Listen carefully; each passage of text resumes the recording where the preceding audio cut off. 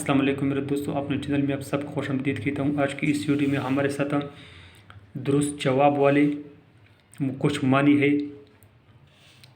تو چلو شروع کرتے ہیں۔ نمبر 1، منہ کی کانا کی معنی ہے۔ منہ کی کانا کا مطلب ہوتا ہے مر جانا، گر جانا، شکست کھانا، فنا کر دینا۔